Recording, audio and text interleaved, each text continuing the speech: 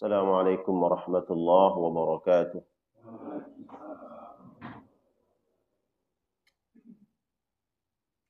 إن الحمد لله نحمده ونستعينه ونستغفره ونعوذ بالله من شرور أنفسنا ومن سيئات أعمالنا. من يهده الله فلا مضل له ومن يضلله فلا هادي له.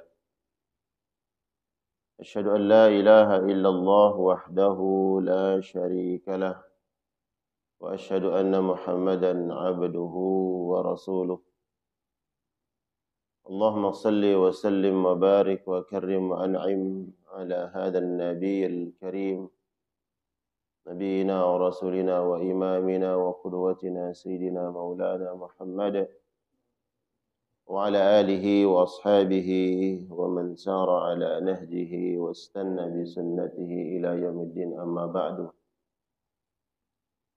اللهم لا علم لنا إلا ما علمتنا إنك أنت العليم الحكيم. اللهم علمنا ما ينفعنا وانفعنا بما علمتنا وزدنا علما وأصلح لنا شأننا كله ولا تكلنا إلى أنفسنا طرفة عين. Para jamaah sekalian, insyaallah senantiasa diberikan nikmat sehat wal afiat oleh Allah Subhanahu wa taala. Kita bersyukur kepada Allah bahwa di pagi hari ini kita kembali dipertemukan oleh Allah Subhanahu wa taala di majelis ilmu. Apa yang kita sampaikan insyaallah mudah-mudahan menjadi ilmu yang bermanfaat untuk kita semua, menjadi cahaya, penuntun, pembimbing untuk kita di dunia dan di akhirat. Amin ya rabbal alamin. Salawat salam kita sampaikan kepada qudwah hasanah kita Nabi Muhammad sallallahu alaihi wasallam. Salawat yang kita sampaikan dengan penuh rasa kerinduan, penuh kecintaan kepada Rasulullah sallallahu alaihi wasallam. InsyaAllah kita bawa cintaan itu dari dunia sampai di akhirat. Yang Nabi SAW katakan, Ar-rajulu ma'aman ahabba fil jannah. Sehingga nanti insyaAllah di akhirat, Allah Subhanahu wa ta'ala memantaskan dan melayakkan kita semua berjumpa, bertemu, mendapatkan syafaat Nabi Muhammad SAW. Masuk surga insyaallah bighairi hisabin wala azab. Jamaah sekalian, kita lanjutkan mengkaji ayat-ayat Allah Subhanahu wa taala. Kajian kita ini tadabbur Al-Qur'an. Beberapa pertemuan yang lalu kita sudah menuntaskan surat pertama di dalam Al-Qur'an, surat Al-Fatihah. 3 kali pertemuan. Ya. Kita sudah mentadaburi surat Al-Fatihah. Tentu surat berikutnya adalah surat Al-Baqarah. Ya. InsyaAllah nanti berikutnya kita akan pilih surat-surat pilihan. Ya, setelah kita mengkaji, mentadaburi awal surat Al-Baqarah. Ya, InsyaAllah kita tidak akan semuanya. Ya, mentadaburi sampai akhir. Nanti kita akan pilih ayat-ayat tertentu. Di Al-Baqarah pun ada ayat populer yang kita tahu keutamaannya. Di antaranya surat ayat kursi. InsyaAllah nanti kita tadaburi. Kemudian juga 2 ayat terakhir insyaAllah. Kita awali dari ayat pertama surat Al-Baqarah. Allah Subhanahu wa taala berfirman, A'udzubillahi minasyaitonir rajim. Bismillahirrahmanirrahim. Alif lam mim. Kalau kita buka mushaf ya jamaah, di surat Al-Fatihah bismillah diletakkan menjadi ayat pertama. Bismillah. Tapi kalau Al-Baqarah, kalau kita lihat bismillah tidak menjadi ayat pertama. Ayat pertama huruful muqatta'ah, huruf yang terpotong-potong. Itu alif lam mim.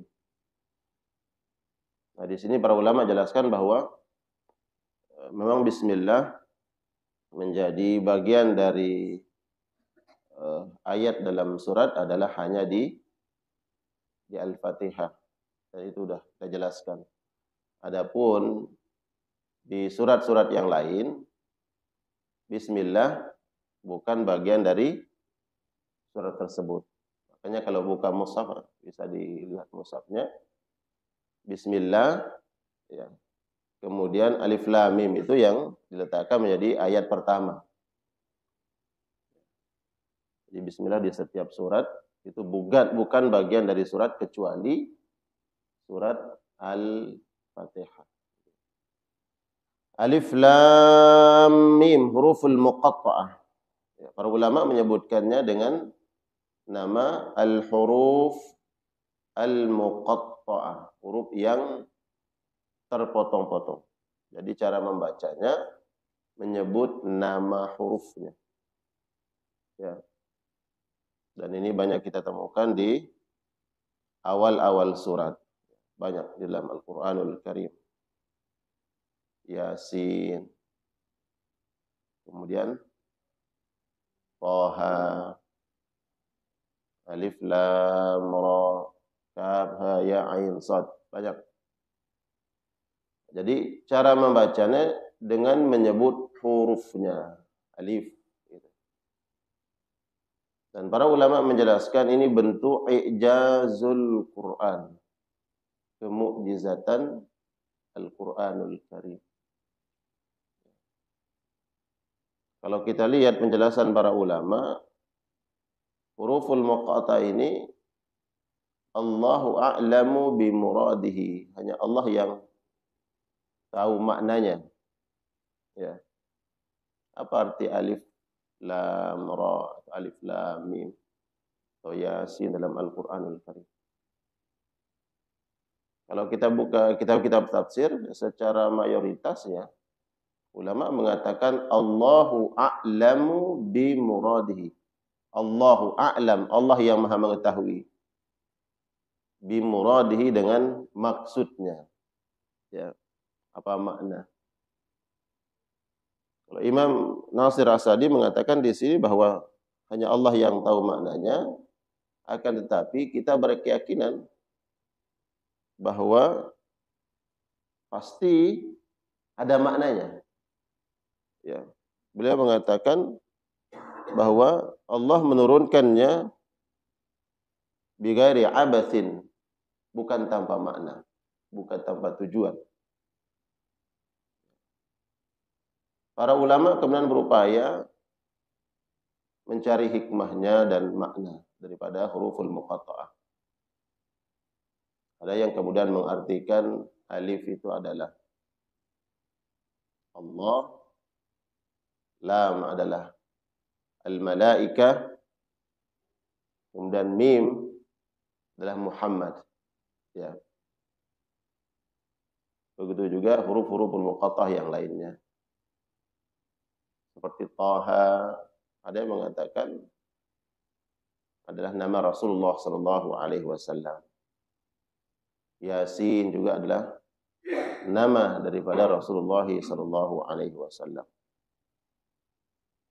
Allahu a'lamu bi muradihi, hanya Allah yang mengetahui arti dan makna daripada alif lam mim.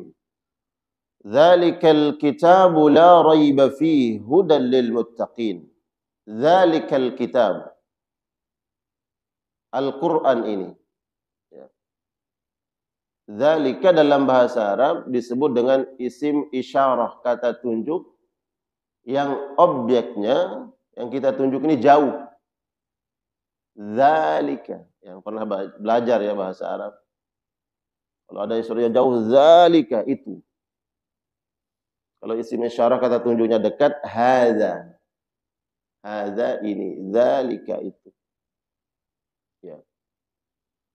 Tapi kalau kita buka Quran terjemah, diterjemahkan Al-Quran ini, ya kan? Bukan Al-Quran itu, ya kan? Al-Quran ini, atau kitab ini, yaitu Al-Quran. Sedangkan Allah menggunakan isim isyarah kata tunjuk dzalika yang jauh. Lalu maknanya apa? Kenapa Allah tidak menggunakan hadzal kitab atau ya pakai dzalikal kitab? Para ulama mengatakan ini menunjukkan Al-Qur'anul Karim al-ulu, yang maha tinggi, yang maha mulia. Ya. Al-Quran kitab yang mulia, yang tinggi. Tidak ada lagi, ya, seolah-olah Allah mengatakan tidak ada kitab yang menandingi Al-Quran. Gitu. Kitab yang tinggi, yang mulia.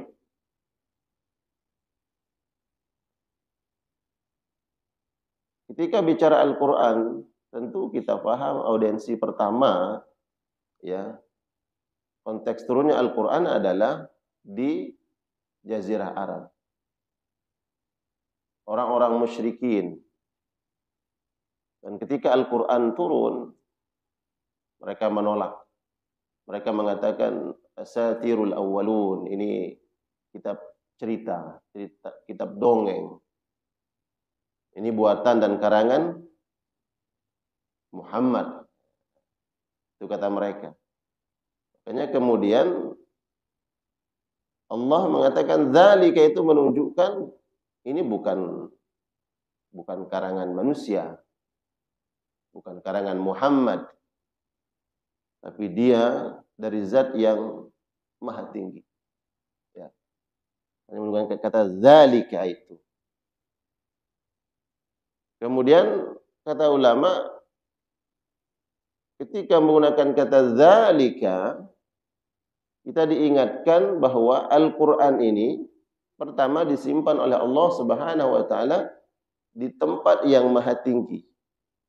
Ya. Di situ Allah Subhanahu wa taala simpan Al-Quran di Lauhil Mahfuz. Baru kemudian Allah turunkan pertama kali ke sama'id dunia, langit dunia, di malam Lailatul Qadar, bulan Ramadan. Inna anzalnahu fi Lailatul Qadar. Itu kali pertamanya Al-Quran diturunkan min Lauhil Mahfuz ila sama'id dunia. Dzalika, di tempat yang maha mulia. Ya. Ke langit dunia, kemudian dari langit dunia Allah turunkan berangsur-angsur kepada Nabi Muhammad sallallahu alaihi wasallam, berangsur-angsur. Ya. Mulai dari surat Al-Alaq, Mudaththir, terus berikutnya. Ya. Jadi kenapa Allah menggunakan kata dzalika sedangkan kita terjemahkan ini? Dzalika menunjukkan bahwa dari zat yang maha tinggi, kemudian kitab inilah kitab yang mulia, tidak diungguli oleh kitab-kitab yang lain. Baik dari sisi Allah, nanti kan ada kitab-kitab samawi. Taurat, Injil, Zabur, Suhuf, ya. Ataupun mungkin nanti ada kitab-kitab hasil karangan, hasil penemuan manusia. Ya. Atau hukum-hukum yang dibuat oleh manusia, hasil produk manusia. Ya. Jadi dzalika itu menguatkan, meyakini, kita yakini bahwa tidak ada yang lebih mulia dari Al-Quran. Dan dikuatkan oleh Allah, dzalikal kitabu la raiba fihi. Tidak ada keraguan padanya. Ya. La raiba ini disebut adalah sebagai taukid, menguatkan. Menguatkan dzalika itu. La raiba fi, tidak ada keraguan, itu menguatkan kata dzalika. Tidak ada keraguan. Jadi umat Islam ya betul-betul meyakini dalam kalbu dan berupaya mempraktikkannya, mengamalkannya. Kalau ada umpamanya suatu aturan produk manusia yang kontradiktif dengan Al-Qur'an, nah, kira-kira mana yang kita pilih? Kayak gitu. Ini hasil manusia. Ya. Mungkin tepat, pas, relevan di waktu tertentu, tapi nanti di zaman dan di waktu tertentu dia nggak tepat, nggak relevan.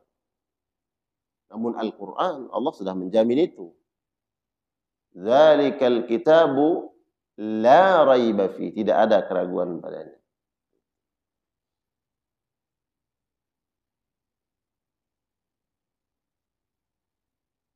Al-Quran hadir dengan hukum. Ya, dari sisi Allah Subhanahu wa Ta'ala. Allah yang meletakkan hukum di dalam Al-Quranul Karim untuk manusia. Maka hukum apapun yang bersumber dari Rabbul Alamin, Allah, maka kita yakini pasti membawa kemaslahatan. Walaupun mungkin dugaan kita, sangkaan kita bahwa apa iya ini tepat nggak? Ya pas atau tidak? Kemudian kita temukan di lapangan dalam kehidupan, ternyata kok bertentangan dengan hukum produk manusia, ya kan? Makanya kenapa Allah letakkan ayat Dzalikal kitabu la raiba fihi di surat kedua setelah Al-Fatihah, kemudian di ayat ketiga setelah Allah menyampaikan dengan huruful muqatta'ah. Huruful muqatta'ah tadi enggak ada yang tahu maknanya. Dan ada penjelasan ulama bahwa ketika Allah dengan huruful muqatta'ah itu ada sesuatu yang sangat penting yang ingin disampaikan. Yang manusia harus yakin itu. Yaitu Al-Kitab, Al-Quran. Yang hadir dengan hukum-hukum di dalamnya. Kemudian dalam Al-Quranul Karim, kita banyak menemukan kisah. Ya, dalam bahasanya kisah, cerita. Ya. Maka apapun yang Allah hadirkan berupa kisah dalam Al-Quran, itu bukan dongeng yang khayali. Ya. Bukan fiksi. Tapi benar terjadi. Apa itu kemujizatan para nabi dalam Al-Quran itu benar. Ya. Pokoknya banyak mujizat-mujizat yang disebutkan oleh Allah dalam Al-Quran. Bagaimana umpamanya tongkat Nabi Musa membelah lautan. Itu terjadi. Bukan kemudian, oh enggak, itu bukan tongkat Nabi Musa. Nah, itu sebuah isyarat Nabi Musa datang dengan membawa mukjizat ingin membedakan mana yang hak, mana yang batil. Wah, ada tuh tongkatnya membelah lautan. Enggak, itu Al-Quran menceritakan. Jadi enggak perlu kemudian ditakwil-takwil. Ya. Kisah dan hukum-hukum di dalam Al-Quranul Karim. Ya. Maka apapun yang Allah hadirkan produk hukum di dalam Al-Quranul Karim, kita berupaya untuk mengamalkannya. Ya. Siapapun kita, apakah itu laki-laki atau perempuan. Tentang hukum waris umpamanya, laki-laki mendapatkan 2 bagian dari perempuan. Ya enggak boleh kemudian yang menggugat.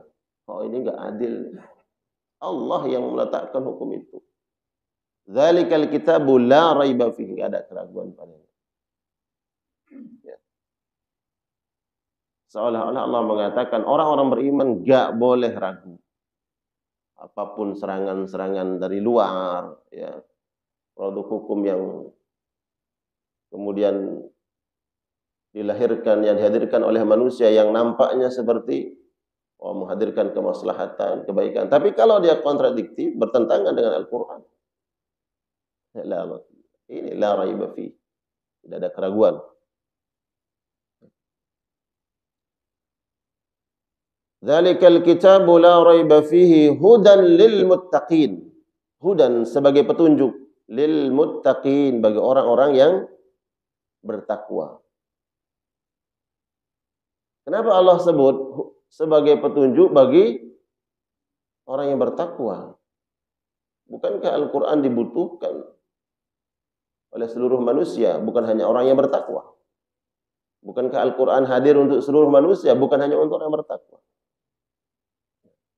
Hudan lil muttaqin, sebagai petunjuk bagi mereka-mereka yang bertakwa. Apa maknanya? Disebutkan di dalam kitab ini bahwa orang-orang yang bertakwa lah yang paling terdepan dalam mengamalkan hukum tadi, hukum Al-Quran. Dan mereka-mereka yang bertakwa kepada Allah yang paling banyak mendapatkan manfaat dan keutamaan daripada Al-Quran.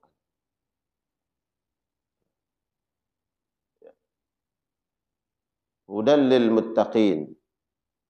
Kemudian berikutnya Allah Subhanahu wa taala menyebutkan karakter, ya, sifat mereka-mereka yang bertakwa kepada Allah.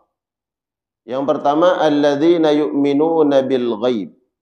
Sifat atau karakter pertama orang-orang yang bertakwa adalah mereka yang beriman dengan perkara yang gaib. Sifatnya. Apa itu yang gaib?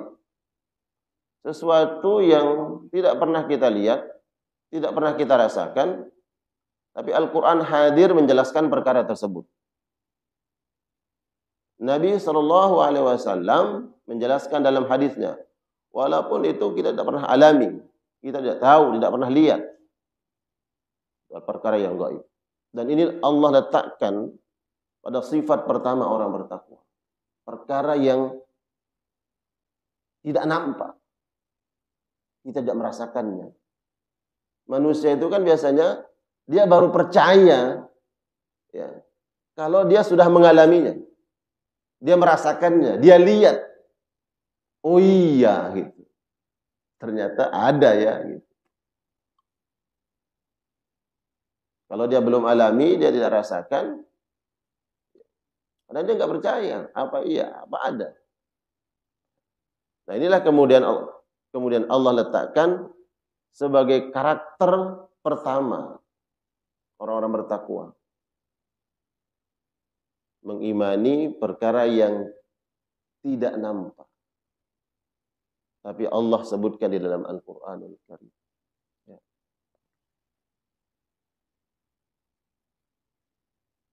Banyak perkara yang tidak nampak dan belum kita alami. Kalaupun kita bertanya sama orang yang mengalaminya, nggak mungkin. Seperti apa, Pak? Hah? Kalau kita mau bertanya sama orang yang mengalaminya, nggak bisa. Gimana mau nanya? Hah? Azab kubur. Ya. Nggak ada yang cerita bahwa, ya Allah benar azab kubur itu dahsyat banget. Nggak ada yang cerita begitu. Lalu dari mana kita tahu? Ya Nabi yang ceritakan. Apakah Nabi pernah mengalami? Tidak. Dia menyampaikan dari wahyu. Azab kubur. Ada manusia yang nggak percaya. Ada. Itu salah satu dari perkara yang gaib. Surga, neraka, malaikat, itu perkara-perkara yang gaib.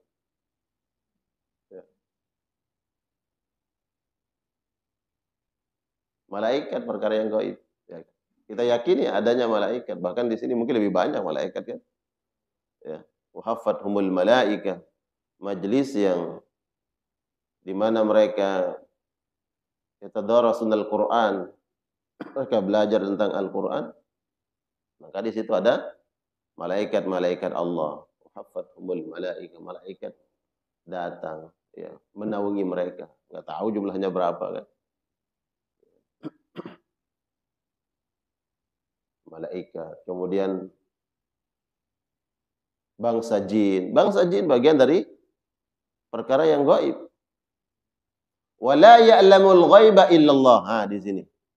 Tidak ada yang mengetahui secara pasti eksistensi perkara yang gaib ini kecuali Allah. Itu.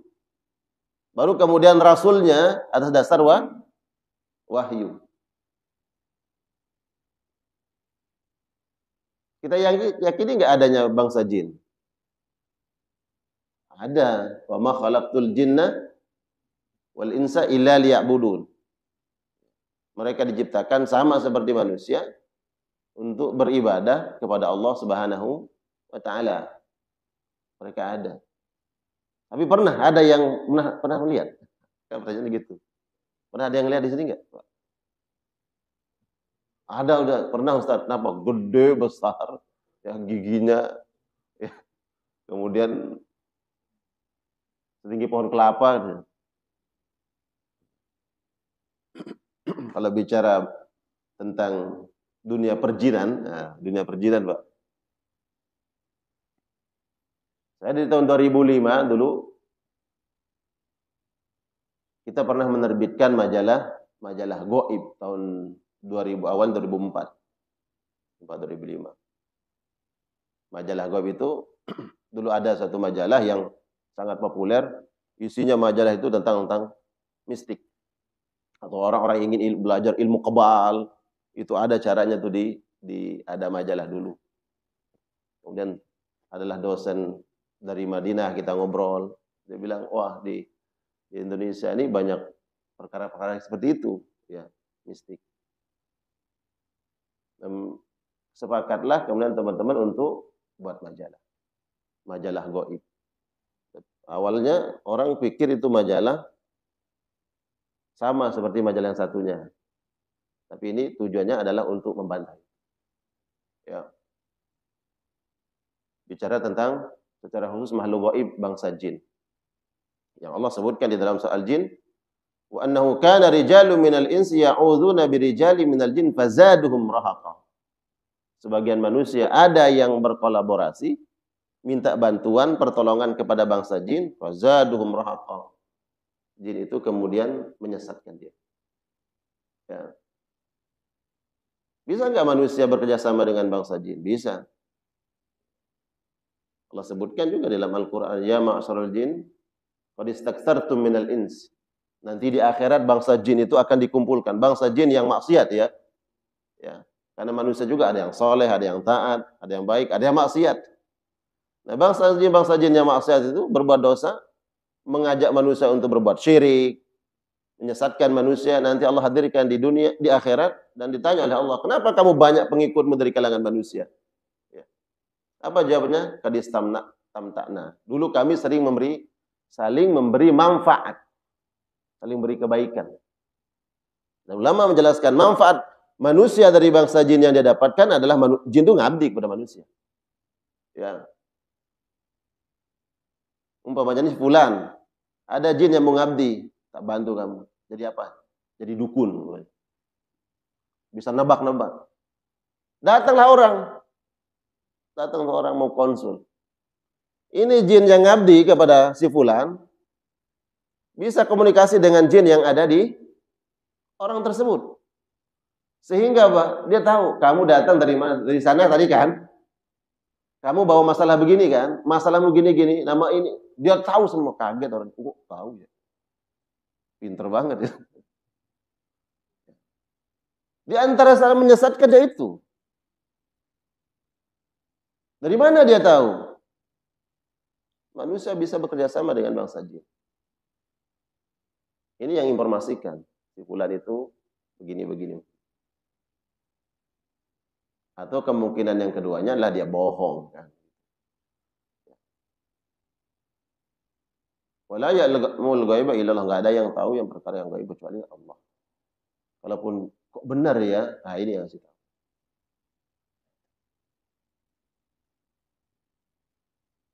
Salah satu perkara yang gaib ya tadi bangsa jin. Dan ketika bangsa jin mau berkolaborasi, bekerjasama, mau menolong manusia, Allah sebutkan itu. Wa annahu kana rijalun minal insi ya'udzuna birijali minal jinni fazaduhum rahaqa.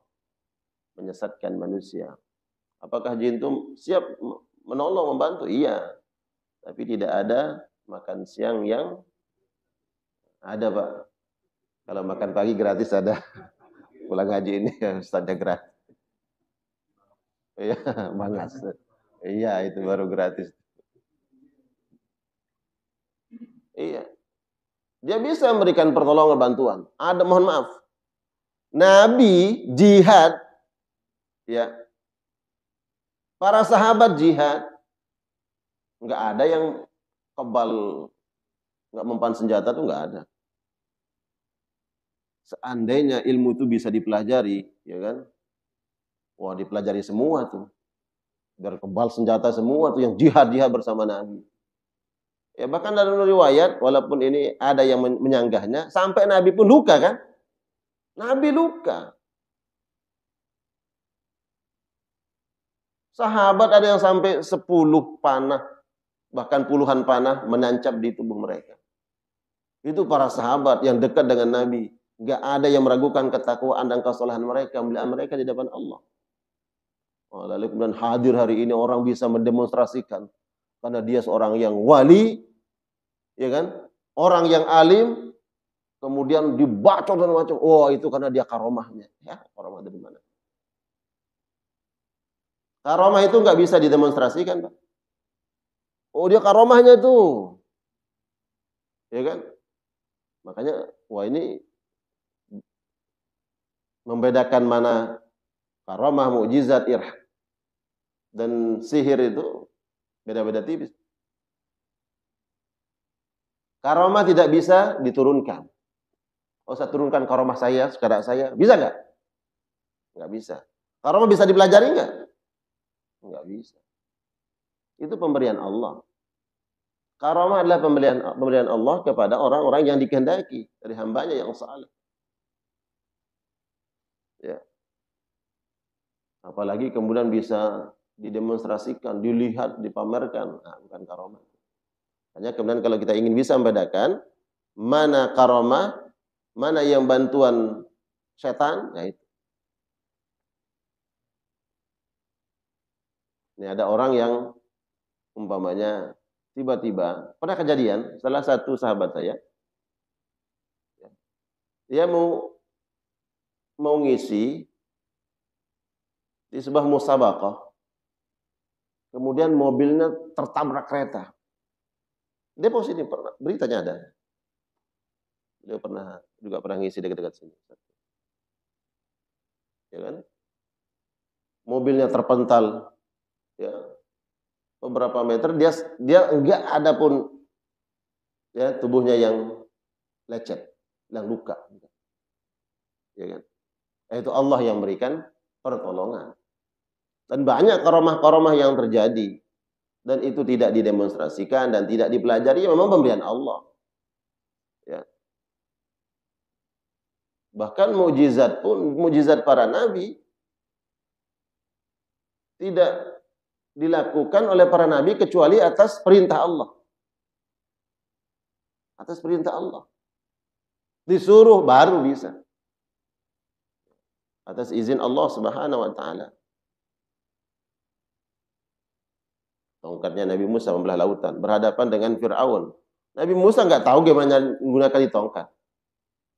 Tapi Allah perintahkan, wa alqi asak. Kau lemparkan. Terjadi mukjizat. Itu para nabi.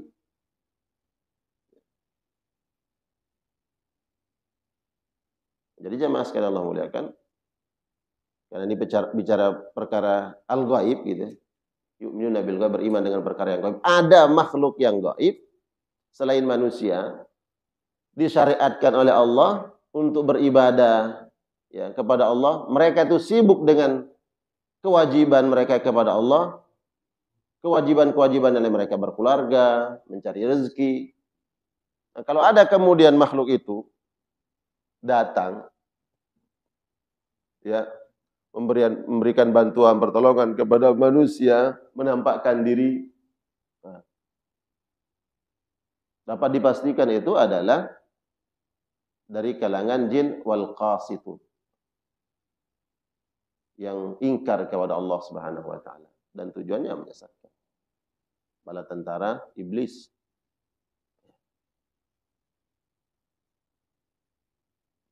Mereka bisa memberikan pertolongan, bantuan kepada manusia. Tapi biasanya dengan syarat-syarat tertentu. Walaupun nampaknya nanti syarat itu seolah-olah Islami. Kamu tak bantu, tapi harus ada ritualnya. Ritualnya apa? Puasa aja. Coba, puasa baik atau tidak, Pak? Ibadah kan? Nampak ibadah, puasa. Kalau kamu makin rajin puasanya, nanti makin kuat pertolongannya itu. Makin kebal ya.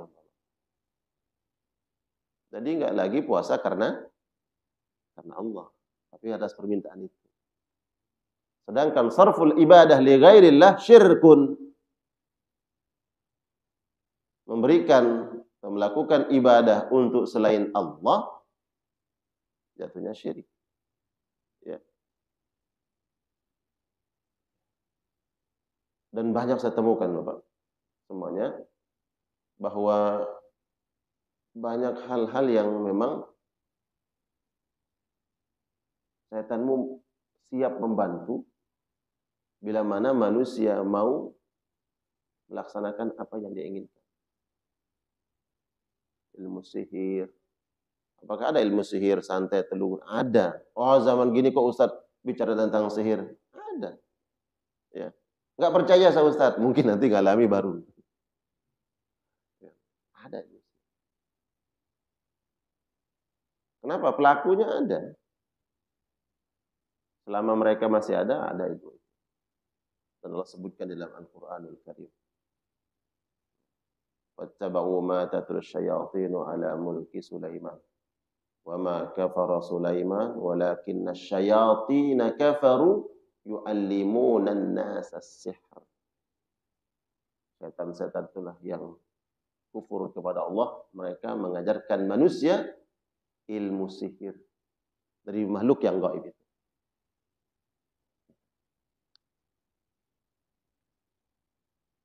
Para ulama jelaskan gini, Allah meletakkan karakter orang yang pertama adalah beriman dengan perkara yang gaib. Coba, kalimat berikutnya apa? Baru kemudian sholat, baru zakat. Kalau benar ini mengimani perkara yang gaib, kan gaib itu banyak. Kalau benar cara mengimani yang gaib ini, maka ibadah sholatnya, ibadah sedekahnya, ibadah-ibadah yang lain akan benar dan diterima oleh Allah. Tapi kalau ini bermasalah, kita bermasalah dalam mengimani yang gaib, dia akan berdampak kepada ibadah. Ibadah sholat bisa nggak diterima. Ibadah puasa nggak diterima. Zakat sedekahnya nggak diterima. Contoh tadi, ya. Dia puasa, ternyata atas permintaannya ini, yang gaib itu. Ada ritualnya begitu, dia harus puasa. Puasa pun ada puasa tertentu caranya. Dia nggak boleh makan lauk, nggak boleh pakai lauk, dia hanya boleh nasi. Apakah ada dalam syariat itu kita puasa hanya makan nasi putih? Gimana kalau dihidangkan lagi puasa ada gorengan, Pak? Ada cuma makan nasi putih doang.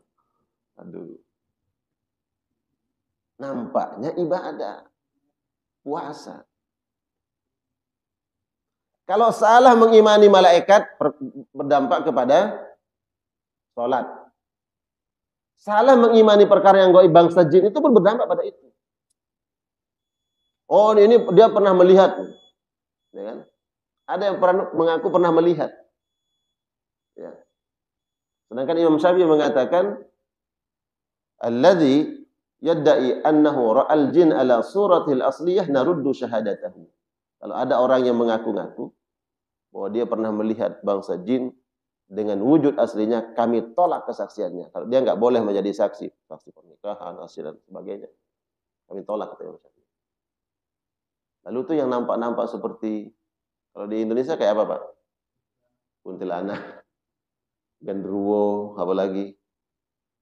Ada yang kecil, botak, nyuri duit lagi, tuyul. Lalu siapa mereka? Dia. Bukan kelihatan. Ada dua caranya. Pertama disebut dengan at-tashabbuh wa at-tashakkul. Tashabbuh itu menyerupai orang yang kadang kita kenal. Bukankah banyak cerita orang yang udah puluhan tahun meninggal tiba-tiba muncul? Siapakah itu? Apakah itu orang biasa? Atau dia dikenal alim, dia wali dulunya, tiba-tiba muncul. Sedangkan ruhnya sudah disimpan oleh Allah. Innal abrara nafi illiyin. Ruhnya sudah disimpan, kok keluyuran kemana-mana. Oh, itu orang alim dulu tuh karomahnya. Dari mana? Lalu siapa? Kemungkinannya adalah ya ini. Makanya saya katakan kalau ini bermasalah bisa berdampak kepada salat, sedekah, puasa dan sebagainya. Datanglah dia dengan wujud yang dikultuskan. Ya. Yang dulu dianggap wali, datang kemudian memberikan pesan. Kamu begini. Padahal sudah cukup kita dengan syariat Allah Subhanahu wa ta'ala. Dan kami banyak menemukan itu. Awalnya biasanya dia menyampaikan dengan pesan-pesan moral yang baik. Disuruhlah yang baik-baik dulu. Pengalaman nih, kayak puasa. Lama-lama nanti suruh kasih sesajen dan seterusnya. Bahkan ritual berikutnya adalah berbuat syirik kepada Allah Subhanahu wa taala. Enggak serta-merta kamu sembah saya ya. Ya tahu. Kamu ini setan kayaknya. Mana ada yang nyuruh nyembah kepada selain Allah. Pesan moralnya biasanya baik-baik dulu. Seolah agamis, bagus. Terus semakin percaya nih manusia, boleh digiring dia. Jatuh nanti pada kesyirikan. Makanya dia bisa muncul menampakkan diri dengan tasyabbuh, menampakkan diri seperti orang yang kadang kita kenal. Dan tasyakul itu dia berubah wujudnya. Ya sekehendaknya dia. Apa yang biasanya diketahui oleh sebagian masyarakat, dia akan menampakkan diri seperti itu. Pernah nggak ceritanya di kita ini nampak Dracula, vampir, ada nggak? Nggak ada ya. Yang ada kan tadi genderuwo, pocong. Karena itu yang dikenal oleh masyarakat. Ya, itu sebenarnya tasyakul, yang merubah wujudnya sesuai dengan dia kehendaki. Dan itu pernah terjadi. Banyak di zaman Nabi SAW kisah bahwa jin itu dia tasyakul. Pernah Abu Hurairah juga pernah megang kok. Abu Hurairah pernah nangkep kemudian sampai 3 malam. Kata Nabi, dia itu setan. Ya, kisahnya kan Abu Hurairah ditugaskan oleh Nabi menjaga Baitul Mal. Datanglah orang ngambil 1 karung gandum, ditangkap sama Abu Hurairah. Salah laporan kamu kepada Rasulullah. Dia bilang, saya butuh, dilepasin. Kata Nabi, kamu tunggu ya, ntar malam dia datang. Nabi tahu. Sampai 3 malam berturut-turut ditangkap oleh Abu Hurairah. Malam ini saya bawa kamu kepada Rasulullah. Katanya, saya ini bukan manusia. Loh. Dia tasyakul. Dia merubah wujudnya seperti manusia. Saya ini bukan manusia. Kamu siapa? Saya bangsa jin. Ternyata butuh juga dia makan. Saya ajarkan kamu doa. Kalau kamu baca, kamu akan terbebas dari semua gangguan-gangguan bangsa saya. Dan sebuah riwayat yang diajarkan itu adalah diantaranya Al-Ikhlas, Al-Falaq, An-Nas. Apabila dibaca, hendak tidur, maka kamu akan terbebas dari gangguan bangsa saya. Belum ngelapor itu, mengucap Abu Hurairah kepada Nabi. Nabi dah bilang, semalam kamu diajarin apa? Kata Nabi. Begini-begini ya Rasulullah. Qad sadaqa al-kadzub. Sungguh sudah jujur, sudah benar sang pendusta. Yang diajarin itu benar, amalkan, tapi ingat, sifat yang melekat pada dia itu adalah pendusta. Nah, inilah yang kerjasama kemudian dengan manusia, sehingga manusia seolah-olah tahu perkara-perkara yang lain. Itu tasyakul. Nah, jadi jamaah sekalian terakhir, kenapa saya sampaikan ini? Ini penting. Karena Allah letakkan pada sifat pertama orang bertakwa. Alladzina yu'minuna bil ghaib. Dia beriman dengan perkara yang gaib. Kalau ini benar, insya Allah yang lainnya. Kalau bermasalah dalam hal ini, yang lain bermasalah. Jangan menangkal sesuatu yang gaib dengan sesuatu yang tidak dibenarkan dalam syariat. Ini salah cara memahami yang gaib. Berdampak kepada salat kita. Man allaqa syai'an wukila ilaihi. Barang siapa yang menggantungkan sesuatu pada dirinya untuk menangkal perkara-perkara yang gaib, maka Allah berlepas tangan kepada mereka. Ya, baik. Kemudian nanti karakter orang-orang yang bertakwa berikutnya, wa yuqimunas shalah mimma razaqnahum yunfiqun. Insyaallah kita akan kaji pada pertemuan berikutnya. Baik, kita buka mungkin sesi tanya jawab. Mungkin ada yang bertanya tentang tuyul, genderuwo. Ya, ya. Ini momentum untuk bertanya, Pak, tentang genderuwo, silakan.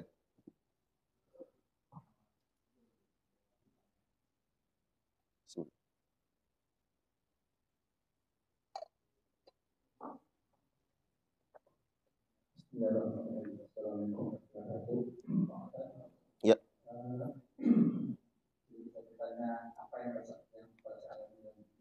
Ya.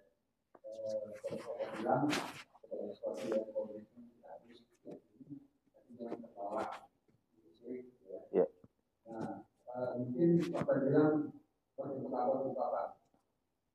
merasakan bagaimana? Merasakan. Ya. Ya, kita merasakan. Iya.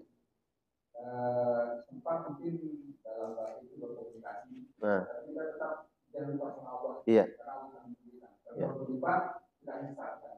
Kalau merasakan gimana? Baik, merasakan ini merasakan keberadaannya. Ya. Makhluk yang gaib itu memang ada. Dan kalau kita kembali kepada kisah Al-Quran, idh qala rabbuka lil malaikati inni ja'ilun fil ardi khalifah. Qalu ataj'alu fiha man yufsidu fiha wa yasfiku ad-dima wa nahnu nusabbihu bihamdika wa nuqaddisu lak. Qala inni a'lamu ma la ta'lamun. Kisahnya, Allah menyampaikan kepada malaikat bahwa aku akan menjadikan khalifah di atas muka bumi. Malaikat mengatakan, ya Rabb, kenapa kau ciptakan lagi? Bukankah nanti mereka akan melakukan perbuatan yang pernah terjadi? Mereka akan saling bunuh-membunuh. Jadi, bumi kita ini sebelumnya dihuni oleh bangsa jin. Tapi karena mereka berbuat kerusakan, satu suku dan suku yang lain saling bunuh-bunuh, mereka berperang, membuat kerusakan di muka bumi, Allah kirim malaikat untuk membersihkan mereka. Ya. Sebagian dibunuh, kena yang tunggang langgang pergi. Ya. Kemudian baru Allah ciptakan manusia. Artinya, mereka sebenarnya di bumi ini ada. Sehingga kalau kita merasakan ihsas keberadaan mereka, ya Nabi juga sebutkan. Mereka di gunung-gunung, mereka di lembah-lembah. Bahkan ada doa yang diajarkan oleh Nabi untuk doa masuk kamar mandi. Allahumma inni a'udzubika minal khubuthi wal khaba'ith. Minta perlindungan dari gangguan jin laki-laki atau perempuan. Berarti ada mereka. Kalau kita umpamanya nongkrongnya di warung kopi, ya nongkrongnya berarti di kamar mandi. Ada. Nah, kalau kemudian ada orang yang kok sangat sensitif terhadap keberadaan makhluk itu. Ya. Di kitab-kitab ruqyah dijelaskan bahwa di antara bentuk dia mengganggu bangsa jin itu, dia mengirim pesan ke kita bahwa di tempat itu dia ada. Ada orang yang sangat sensitif, tiba-tiba tempat ini kok rasanya kok nggak enak banget ya, kayak ada gitu. Nah, jadi sebenarnya dia memberitahu bahwa di situ ada. Satu. Kemudian kalau ingin tahu ciri-ciri, karena ada orang yang juga diganggu oleh bangsa jin. Bentuk gangguannya itu bisa masuk dalam tubuhnya. Karena Nabi menyebutkan inna syaitan yajri minal insan majrad dam. Setan itu bisa masuk ke dalam tubuh manusia. Kemudian hilir mudiknya lewat peredaran manusia. Allah menyebutkan tentang kesurupan. Ada enggak? Ada. Alladzina ya'kuluna riba la yaqumuna illa kama yatakhabbathu syaitanu minal mas. Seperti orang nanti ada orang yang dibangkitkan di akhirat sempoyongan. Ya. Seperti orang di dunia kesurupan bangsa jin. Mas itu adalah jin masuk dalam tubuhnya. Ada yang kesurupan, tiba-tiba teriak, ngigau, ya kan? bertingkah laku seperti tidak normal karena jin yang masuk. Jin masuk ada peredaran darahnya. Nah, itu bentuk gangguan. Salah satu bentuk gangguan yang ringan itu adalah sensitif terhadap keberadaan makhluk. Saya nggak ingin mengatakan bapak gangguan gitu. Ya enggak, insya Allah gitu. Tapi indikatornya itu kalau ada orang yang sangat sensitif di sini kok dia cepat banget merasakan, di sini cepat banget merasakan. Kemungkinan di dalam tubuhnya itu ada. Ya. Dan saya dari tahun 2005 itu ya praktisi untuk sering meruqyah. Ya. Argantang. Ya, kita punya asosiasi Ruqyah Syariah Indonesia. Di Indonesia ada asosiasinya. Ya, dulu Ustaz Arifin Ilham sebagai penasihat kita. Ya, tujuannya adalah untuk meluruskan apa yang dipandang dalam syariat telah tidak sesuai dengan pandangan syariat. Gitu. Ya, jadi di antara bentuk dia mengganggu itu, dia menghadirkan rasa keberadaannya ke kita. Ya.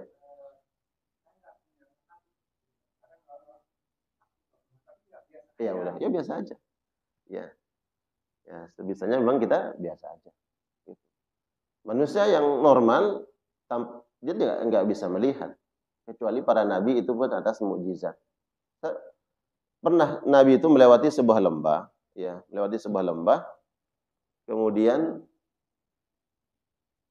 tiba-tiba ada yang mungkin pernah saya sampaikan di sini, ada yang mengatakan, "A'udzu bisaydi hadzal wadi." Aku minta perlindungan kepada penjaga tempat ini. Nabi marah. Siapa yang mengatakan seperti itu? Sahabatnya mengatakan, saya Rasulullah. Seandainya tadi kamu lihat, di sini banyak setan-setan. Ya. Setan itu kan sifat. Ini jin-jin yang jahat. Gitu. Dia banyak tadi nongkrong di sini. Dan ketika kita lewat, mereka tunggang langgang, kata Nabi. Mereka pergi. Tapi gara-gara kamu mengucap kalimat tadi, yang tadinya sudah pergi, balik lagi. Yang kecil, yang tadinya mengecil seperti semut, kata Nabi, karena takut kepada kita, akhirnya dia membesar seperti gunung Uhud, gara-gara ucapanmu. Ucapan sahabat ini, dia minta permisi lewat di situ, dan bersama Nabi. Dan itu menjadi tradisi orang Arab dulu. Jadi tradisi orang Arab dulu bahwa ada mantra-mantra yang mereka baca kalau lewat di tempat-tempat tertentu. Nah, kemudian Nabi mengatakan bahwa kalau kalian ingin tidak diganggu oleh mereka, bacalah doa ini. Diajarkan oleh Nabi. Hikmahnya kejadian itu, Nabi mengajarkan kita doa. Bismillahilladzi la yadurru ma'asmihi syai'un fil ardi wala fis sama'i wa huwas sami'ul alim. Kamu ganti ucapanmu tadi dengan doa ini. Kalau kamu baca doa ini berangkat dari rumah, mau lewat manapun. Di sini terkena angker. Ya. Kamu lewat di situ, kamu akan dijaga oleh Allah sampai kamu balik lagi ke rumah. Gitu. Jadi memang kita nggak usah takut, Pak. Gitu. Tapi manusiawi kalau ada orang yang merasa takut, gitu. Ya. Allah alam bisawab. Ya.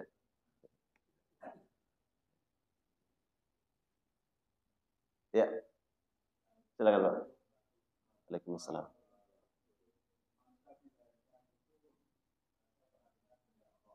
Ya. Ya.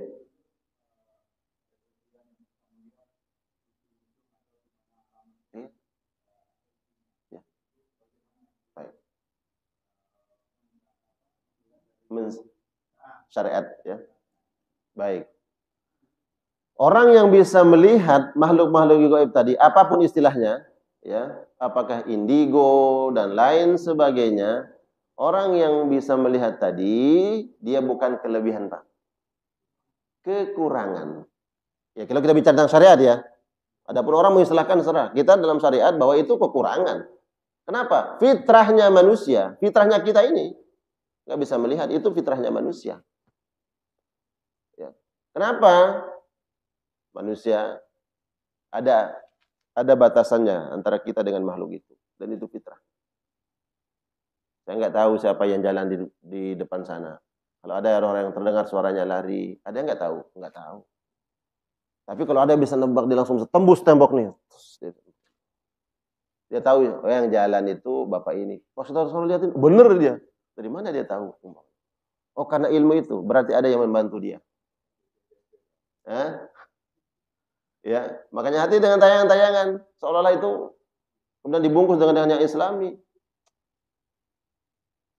Akidah itu yang paling mulia, yang paling mahal. Kehilangan yang lain, kita selamat. Tapi kalau akidah kita yang terlucuti, ya, tidak sesuai dengan syariat Islam, konsekuensinya jatuh kepada kesyirikan. Lalu bagaimana? Jadi kami menemukan bahwa orang-orang yang dianggap bisa melihat itu gangguan. Siapa yang ganggu? Ada makhluk yang masuk dalam tubuh dia. Sehingga dia bisa melihat. Dia bisa menebak. Ya. Oh, berarti ini ada kelebihan, ada bakatnya. Ya. Kemudian diasah. Terus dijaga. Udah banyak orang yang bertanya. Oh, makin kuat dia, Pak. Ya. Bukankah nanti manusia banyak yang percaya dengan dia dengan perkara-perkara yang gaib? Ya. Menebak sesuatu yang terjadi. Dan tidak sedikit kemudian terjadi ritual-ritual yang bertentangan dengan syariat. Ya. Jadi perkara yang paling berharga yang ingin dilucuti oleh setan, iblis dan bala tentaranya dari kita adalah akidah. Ini paling utama. Maka orang-orang seperti itu sebaiknya diruqyah sehingga hilang kekuatannya seperti itu. Ya. Allahu a'lam bishawab.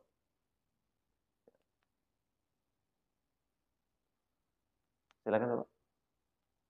Saya bertanya. Ya. Ya. Ya.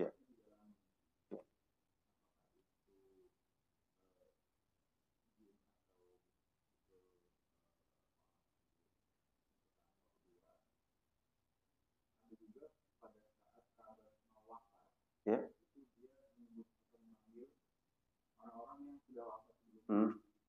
Sahabat ya.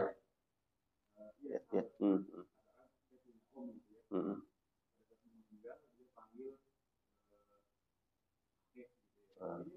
Ya. Ya.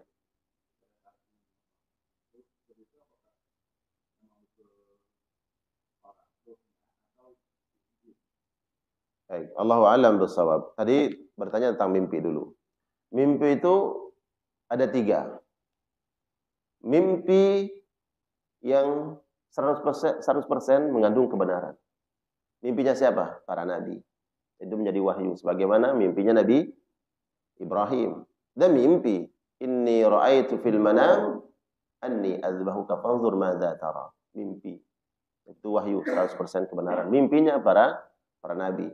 Kemudian yang kedua adalah mimpi yang kemungkinan benar. Siapa mereka? Mimpinya orang-orang saleh. Orang-orang yang dekat dengan Allah dikasih mimpi. Ya. Kemungkinan mimpinya besar. Yang ketiga adalah mimpi yang persentase itu datangnya dari setan. Mimpinya siapa? Ya mimpinya kita. Ya. Berani kita mengangkat diri kita jadi orang soleh. Ya, coba ukur diri kita. Berapa banyak kebaikan dan maksiat juga kita langgar. Kemudian kita mimpi. Nah, jangan-jangan itu memang dari setan. Nah, jadi kata Nabi al-hulumu minasyaitan. Mimpi buruk itu dari setan. Ya. Kalaupun umpamanya mimpi kemudian sebagai isyarat ya, ilham dari Allah Subhanahu wa taala, ya mungkin saja Allah berikan isyarat ya, tanda-tanda kepada seseorang lewat mimpinya. Dan biasanya ini terikat dengan ibadah sebagaimana seseorang salat istikharah. Salat istikharah, minta sesuatu kepada Allah lewat ibadah. Kemudian Allah kuatkan ya lewat mimpi. Maka kemungkinan itu bukan dari setan. Tapi kalau tiba-tiba kita tidur siang atau malamnya tanpa doa, tanpa wudu, tidur, kemudian ada mimpi, ya kemungkinan mimpinya dari setan. Hanya saja kaidah mimpi diajarkan oleh Nabi sallallahu alaihi wasallam, apabila engkau memimpi, ya, melihat sesuatu yang baik dan menyenangkan, maka mintalah kepada Allah Subhanahu wa taala, itu isyarat kebaikan. Kalau kau melihat dalam mimpimu perkara yang membuat engkau sedih dan takut, mintalah perlindungan kepada Allah, karena itu dari setan. Jangan kemudian setelah mimpi akhirnya membelenggu kita, enggak mau ngapa-ngapain. Kenapa? Karena semalam saya mimpi begini, takut. Minta perlindungan kata Nabi. Setelah itu tawakal kepada Allah. Jangan-jangan setan itu yang melakukan agar kita kemudian tidak melakukan, ya, sesuatu yang, ya, semestinya yang layak kita lakukan. Karena disebabkan mimpi. Jadi gitu ya. Ya. Apakah mungkin kemudian ruh orang yang sudah meninggal dunia datang dalam mimpi kita? Atau orang yang meninggal kemudian dia sebut nama kakeknya, buyutnya? Allahu a'lam bishawab. Ini perkara yang gaib. Ya, kita nggak tahu. Tapi sebagian yang dikehendaki oleh Allah, ruhnya bisa menjumpai ruh orang-orang beriman. Sebagaimana kasus para syuhada. Ya, mereka sudah meninggal dunia, kemudian ruh-ruh mereka berjumpa dengan ruh-ruh sahabat yang masih hidup. Itu pun pengecualian. Dan itu para sahabat orang pilihan. Siapa yang dikehendaki oleh Allah? Allahu a'lam. Gitu ya. Tapi karena waktunya sudah cukup, mudah-mudahan kajian kita pagi hari ini sedikit mengupas tentang bangsa perjinan, gitu ya. Perjinan. Semoga jin-jin yang ikut nggak tersinggung sini nih. Ya kan?